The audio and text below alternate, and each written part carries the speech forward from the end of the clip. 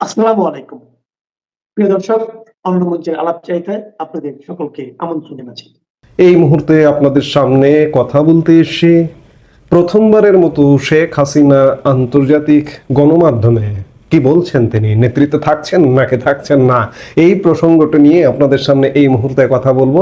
আপনারা জানেন যে গত 15 মাস যাবৎ আওয়ামী লীগ ক্ষমতার বাইরে এবং আওয়ামী লীগ প্রধান শেখ হাসিনা ভারতে আশ্রয় নিয়েছেন এবং এই 15 মাস যাবৎ তিনি সোশ্যাল মিডিয়ায় কথা বলেছেন। তাদের আওয়ামী লীগের নিজস্ব ফেসবুক পেজ, ইউটিউব চ্যানেল কিংবা বিভিন্ন জনের সঙ্গে, তার নেতাকর্মীর সঙ্গে ফোন আলাপ করেছেন। সেসব ফোন আলাপ সোশ্যাল মিডিয়ায় ছড়ে পড়েছে, এমনটা আমরা দেখেছি বা শুনেছি। কিন্তু আজকে প্রায় 15 মাস হবার পরে তিনি আন্তর্জাতিক কমপক্ষে 3টি গণমাধ্যমে সাক্ষাৎকার দিয়েছেন এবং আজকে সেগুলো প্রকাশিত হয়েছে।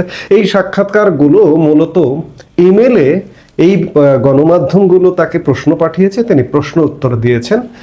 তিনি ফরাসি সংবাদ সংস্থা এপি, যুক্তরাষ্ট্র ভিত্তিক রয়টার্স এবং ব্রিটিশ সংবাদ মাধ্যম ইন্ডিপেন্ডেন্টকে যে সাক্ষাৎকার দিয়েছেন, সেই সাক্ষাৎকার আজকে একযোগে সবগুলো গণমাধ্যমে প্রকাশিত হয়েছে। আমি বলবো শেখ হাসিনা আন্তর্জাতিক যাত্রা বা আন্তর্জাতিক গণমাধ্যমে কথা বলা শুরু করলেন। এখন থেকে হয়তো আরো বেশি বেশি করে করবেন।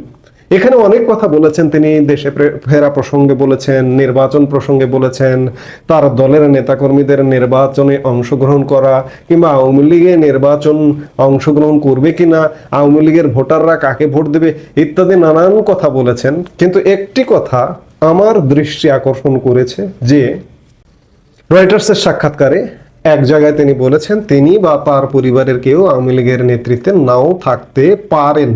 এই বিষয়টাকে এখন ভুলভাবে ব্যাখ্যা করা হবে, যেমনটা ব্যাখ্যা করা হয় বা যেমনটা অপপ্রচার করা হয়, প্রপাগান্ডা ছড়ানো হয় যে শেখ হাসিনা অসুস্থ।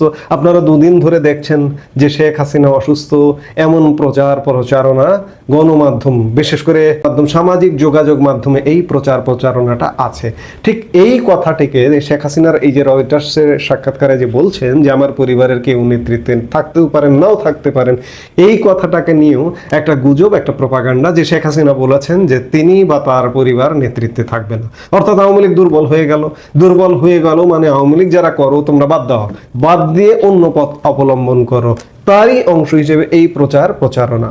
সাবেক প্রধানমন্ত্রী শেখ হাসিনা রয়টার্সের সাক্ষাৎকারে যে কথাটা বলেছেন তিনি বা তার পরিবারের কেউ আর আওয়ামী লীগের নেতৃত্বে নাও থাকতে পারেন।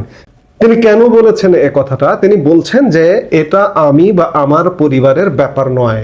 বাংলাদেশ যে ভবিষ্যৎ চায় তা অর্জন করতে হলে সাংবিধানিক শাসন ও রাজনৈতিক স্থিতিশীলতা ফিরিয়ে আনতেই হবে। কোনো একক ব্যক্তি বা পরিবার দেশের ভবিষ্যৎ নির্ধারণ করতে পারে না। আপনি খুব খেয়াল করে দেখুন কেন এই কথাটা বললেন। আজকে বাংলাদেশের স্বাধীনতা, সার্বভৌমত্ব বিপন্ন হতে বসেছে। বাংলাদেশকে মুক্তিযুদ্ধের মাধ্যমে যে অর্জিত বাংলাদেশ, এই বাংলাদেশটাকে ফিরিয়ে অন্যদিকে ঘুরিয়ে দেবার একটা প্রচেষ্টা চলছে। এই প্রচেষ্টাকে একটি পরিবার বা একজন নেতা বা একজন নেত্রী এই পরিবেশটাকে কি ফিরিয়ে দিতে পারে? তিনি এই অর্থে এই কথাটা বলেছেন যে এটি কোনো একক পরিবার বা একক নেতার কাজ নয়, এটা সারা বাংলাদেশের কাজ, আপামর বাংলাদেশের কাজ। অথচ এইটাকে একটা ভুল ব্যাখ্যা দিয়ে যে শেখ হাসিনা কিংবা তার পরিবার কেউ নেতৃত্বে থাকবেন না। হ্যাঁ, তিনি তার নেতৃত্বে থাকবেন, তার পরিবার বিশেষ করে তার সন্তান, তার পুত্র, তার কন্যা, তারা থাকবেন, তাদেরকে আওয়ামী লীগও চায়। কিন্তু শেখ হাসিনা সরাসরি বঙ্গবন্ধুর পরে বঙ্গবন্ধু কন্যা শেখ হাসিনা, শেখ হাসিনার পরে তার পুত্র কন্যা কিংবা তার বোনের পুত্র কন্যা, তাদের বাদ দিয়ে হয়তো আওয়ামী লীগ খুব সহসা চিন্তা করা যাবে না। যদি নিন্দুকেরা, যদি গুজবকারীরা চিন্তা করেন, সেই চিন্তাটা আসলে দুশ্চিন্তা ছাড়া অন্য কিছু হবে না। কাজেই শেখ হাসিনা বললেন যে এটি আমার পরিবারের ব্যাপার নয়, বাংলাদেশের যে ভবিষ্যৎ সেটা অর্জন করতে কোন একটা ব্যক্তি বা পরিবার এটা করতে পারে না, নির্ধারণ করতে পারে না বাংলাদেশের ভবিষ্যৎ। এটি তো ঠিকই বলেছেন। আজকে বাংলাদেশ যে সংকটে পড়ে গেছে, যে বাংলাদেশ উল্টো পথে চলছে, এই উল্টো পথ থেকে ফেরানো সব মানুষের অংশগ্রহণ প্রয়োজন হবে, সেই কথাটাই শেখ হাসিনা স্মরণ করিয়ে দিয়েছেন। যাই হোক, তিনি আজকে 3টি গণমাধ্যমে তার সাক্ষাৎকার প্রকাশিত হয়েছে। ভবিষ্যতে তিনি আরো উপস্থিতি বাড়াবেন। দেখুন, আপনি শেখ হাসিনার বক্তব্যগুলো যদি খেয়াল করেন, তিনি প্রায় বক্তব্যে একটা কথা বলেছেন যে তার কিছু অসমাপ্ত কাজ বাকি আছে।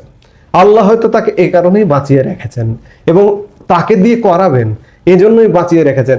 তিনি যদি দলের নেতৃত্বে না থাকতেন, তার পরিবার যদি দলের নেতৃত্বে না থাকতো, তাহলে এমন কথা বিভিন্ন সময় বিভিন্ন বক্তব্যে তিনি বলতেন না।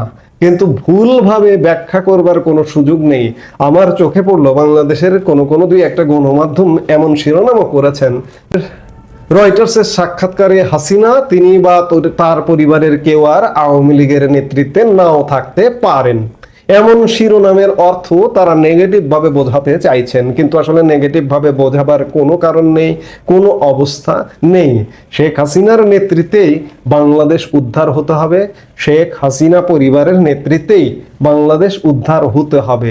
অনেক অগ্রগামী লোকজন, আমি ভাই অগ্রগামী না পশ্চাৎগামী, যে পরিবারতন্ত্র থেকে আপনি বের হতে পারছেন না, এটি সম্ভব নয়। এটি নিয়ে আমি অনেকবার ব্যাখ্যা করেছি। বিশেষ করে বাংলাদেশ, আমাদের উপমহাদেশীয় রাজনীতি, এমনকি ফার্স্ট ওয়ার্ল্ড ইউরোপ আমেরিকাতেও পরিবারতন্ত্র আছে। পরিবারের একজন রাজনীতিতে আসেন, তার হাত ধরে তার সন্তান, তার নাতি নাতনিরা পর্যন্ত আসেন, এমন ভরি ভরি উদাহরণ উন্নত বিশ্বেও আছে। পরিবারে যদি যোগ্য কেউ থাকে, তাহলে তার কি রাজনীতিতে আসা পাপ? এইসব ধ্যান ধারণা ত্যাগ করতে হবে। কাজেই ভুল